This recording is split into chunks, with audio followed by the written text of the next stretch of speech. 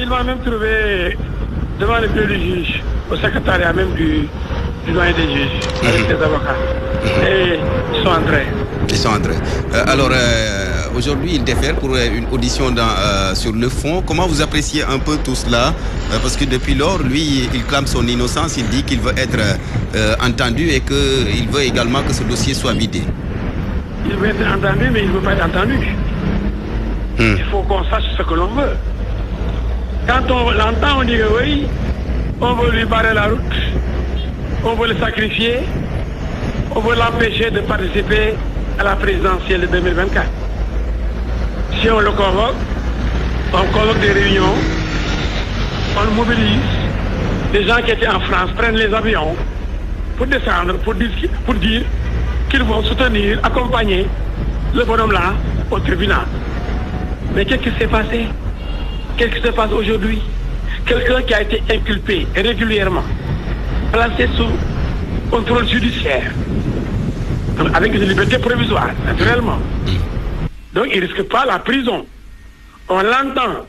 Maintenant, pour qu'il davantage pour s'exprimer, qu'il s'exprime, pour qu'il en fait donne des informations au juge. Il n'y a aucun risque d'arrestation aujourd'hui. Mais ils ont voulu faire croire alors aux militants de ce bonhomme-là qui risque gros qu'on veut l'emprisonner. Ah non, maître, puisqu'hier il a carrément dit qu'il va répondre au juge et qu'il revient tranquillement à la maison. Laisse-moi terminer, si vous voulez que je continue, laisse-moi terminer. Oui. Ce sont les réseaux sociaux, je ne sais pas ce qu'il a dit.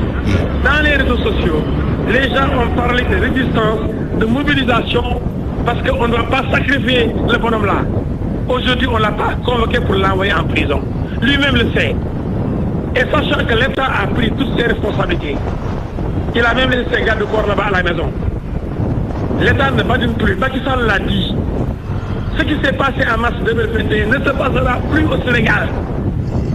On avait peut-être surpris l'État et sa sécurité. Et c'est des gens qui sont prêts à tuer à tout moment. Des gens d'une violence inouïe. Des gens qui ont saccagé les magasins Auchan, les stations Total, la maison de M. El Hadji Diouf, lui, avocat de Adji Sarr. Des gens d'une violence inouïe. Alors ces gens-là, l'État va les laisser venir devant le tribunal pour être dans les rues pour montrer qu'ils soutiennent Sonko. Parce que c'est des gens incontrôlables. Des gens qui sont des talibés de Sonko. Mais alors, l'État prend ses responsabilités. Il y a des gens qui viennent prendre les micros des télé et de radio pour dire il n'y a plus de démocratie, il y a un recul de notre état de droit, parce qu'il y a des policiers. Mais attends, un homme averti en vaut deux, un État averti en vaut 1000. Un État averti, on parle de défaite de Macky Sall. Quelle défaite? Ah, c'est des criminels qui ont... Mais maître, est-ce que vous pensez que ce dossier-là n'est pas... Est-ce que vous pensez, maître, est-ce que vous pensez que ce dossier-là n'est pas politique aussi? Il n'y a pas de dossier politique au tribunal. 1000. Un État averti, on parle de défaite de Macky Sall. Quelle défaite? Ah, c'est des criminels qui ont... Mais maître, est-ce que vous pensez que ce dossier-là n'est pas... Est-ce que vous pensez, maître, est-ce que vous pensez que ce dossier-là n'est pas politique aussi? Il n'y a pas de dossier politique au tribunal.